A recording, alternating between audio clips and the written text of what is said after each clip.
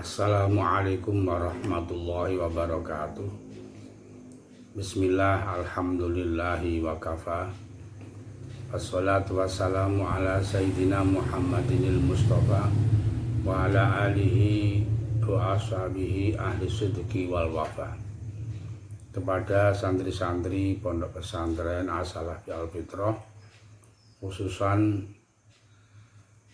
kelas 12 PDF Ulia, santri yang PP yang mengikuti pembelajaran secara daring di rumahnya masing-masing.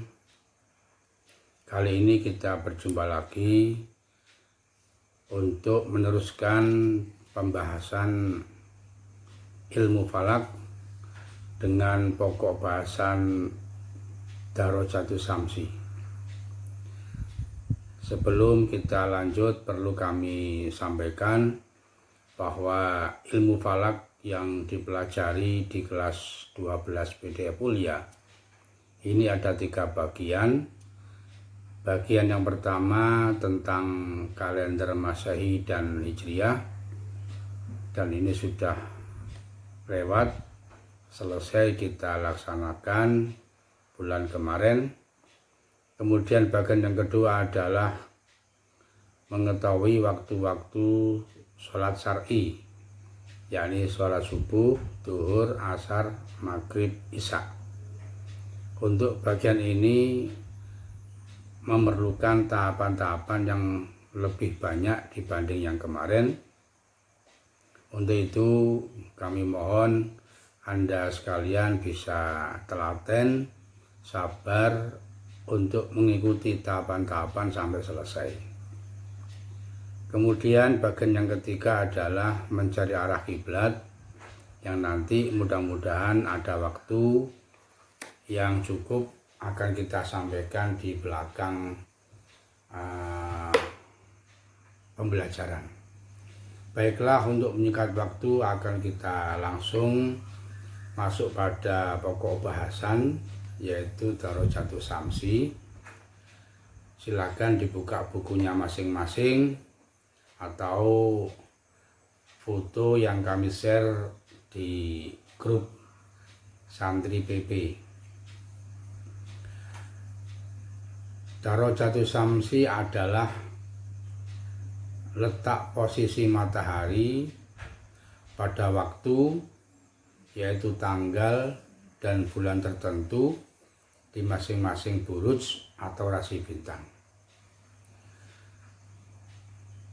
Jumlah buruj atau rasi bintang ada 12 yang terbagi menjadi 2 kelompok.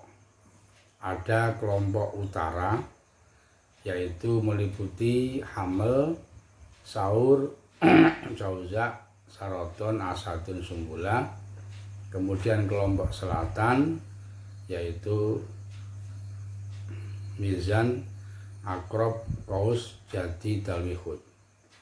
Pengertian utara dan selatan ini adalah diukur dari garis khatulistiwa. Kemudian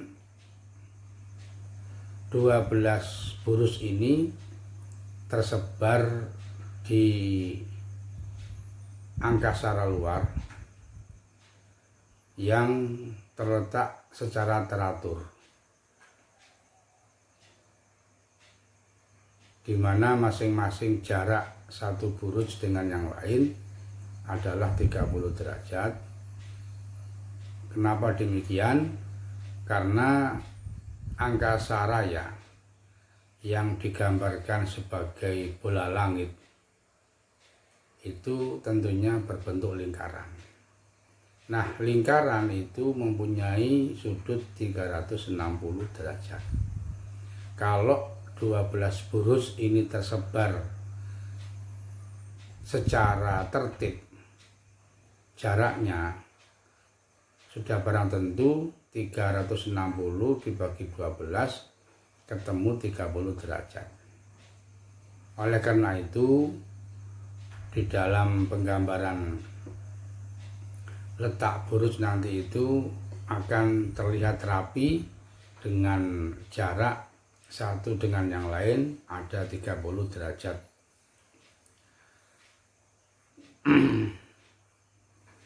Baiklah, untuk menyingkat waktu akan kita langsung masuk pada cara mencari Darul Jatuh Syamsi atau DS, di mana rumus daripada DS sendiri adalah tanggal ditambah tafawud. Untuk tanggal saya kira maklum, nanti akan kita tentukan sesuai dengan apa yang kita kehendaki. Selanjutnya tafawud ini kami siapkan dalam bentuk jadwal. Bisa dilihat di bukunya Anda masing-masing. Akan saya terangkan di situ ada kolom namanya nama buruj. Nah, buruj ini sebagaimana tadi yang kami singgung di awal, ada 12 dengan urutan, ya ini pasti urutannya. Yang pertama adalah hamil, yang kedua adalah saur, yang ketiga adalah jauza, dan seterusnya sampai 12 adalah hud. Nama hamil, saur, jauza ini diambil daripada bahasa Arab. Kemudian kalau kita cari bahasa astronominya dari orang-orang barat, itu adalah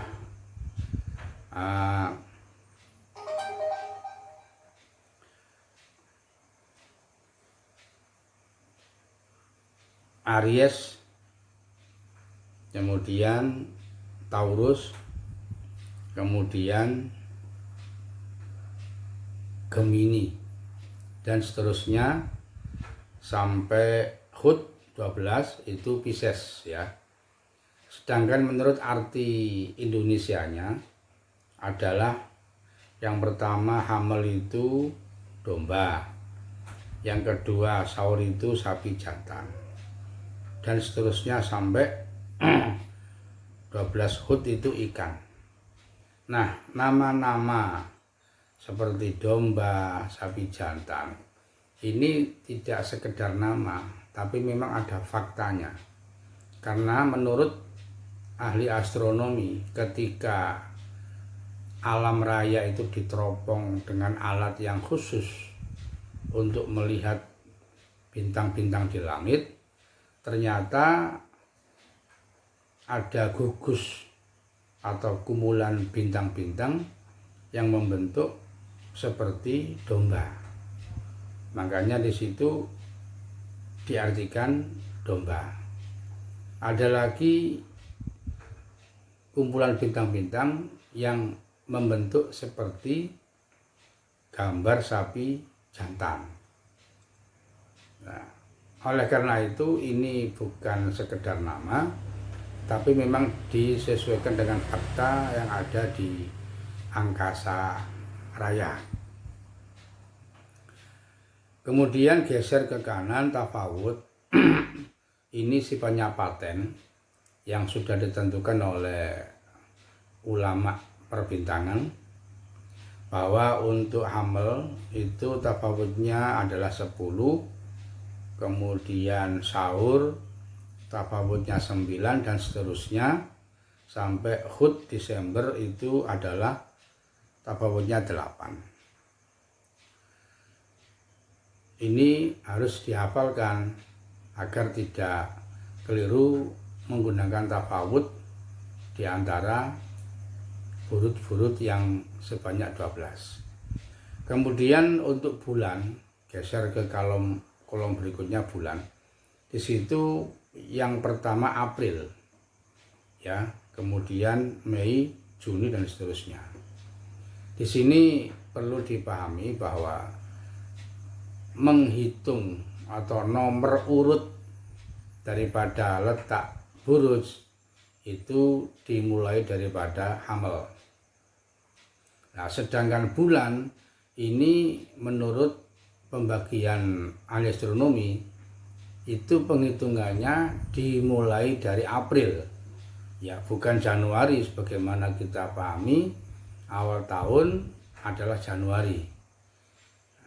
Jadi kita kembali pada urusan perbintangan ini, kita ikut pada ahlinya yaitu ahli astronomi, bahwa penghitungan awal Buruj itu adalah Hamel yang bertepatan, yang berpasangan dengan bulan April.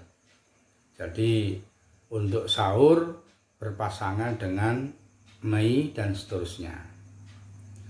Dan paling akhir kolom yang paling kanan menunjukkan bahwa 6 buruj yang pertama dari nomor 1 sampai nomor 6 itu kelompok buruj arahnya utara, yakni utara dari garis khatulistiwa. Sedangkan nomor 7 sampai 12 itu adalah arahnya selatan, yaitu di belah selatan garis khatulistiwa. Baik, untuk lebih mudahnya akan kita masuk pada contoh. Di situ ada 2 contoh. Yang pertama Agustus tanggal 10. Maka kalau kita bawa ke rumus, berarti 10 ditambah tafawud. Tafawudnya mana? Bulan Agustus, yakni 7. Sehingga di jumlah ada 17. Ini menjadi Darajatun Syamsi, di mana Agustus itu berpasangan, bertepatan dengan buruj Asad, ya, atau Leo atau Singa, dengan kesimpulan bahwa Darajatun Syamsi atau DS pada tanggal 10 Agustus adalah 17 di buruj Asad. Kemudian yang kedua adalah tanggal 25 September, kemudian ditambah 7 tafawudnya September menjadi 32. Nah, jika terjadi hasil penjumlahan lebih dari 30, maka perlu ada tambahan pekerjaan, yaitu 32 dikurangi 30.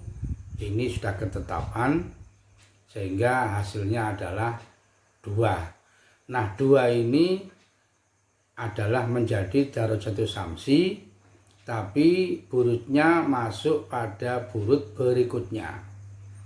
Mestinya September itu kan burujnya adalah Sumbula. Berhubung masuk pada berikutnya, maka adalah Mizan. Kesimpulannya tanggal 25 September Darajatun Syamsinya adalah 2, burujnya Mizan.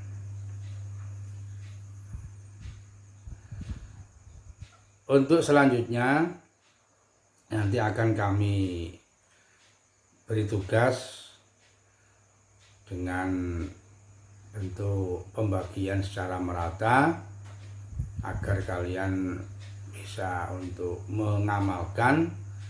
Kalau memang benar ya alhamdulillah, kalau memang masih salah nanti akan kita koreksi, kita benarkan.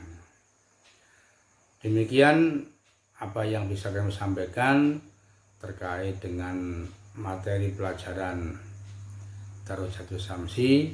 Mudah-mudahan bisa diterima, dipahami, dan diserap secara baik untuk tahap pembekalan awal di dalam mengetahui waktu-waktu sholat. Jadi saya mohon kepada kalian semuanya untuk tahapan awal ini harus betul-betul dipahami. Kalau tidak paham ditanyakan, karena kalau tidak paham di awal, untuk seterusnya nanti Anda menjadi bingung. Mudah-mudahan kalian semuanya bisa paham dan mudah untuk mengerjakan tugas. Sekian, akhirul kalam, wassalamualaikum warahmatullahi wabarakatuh.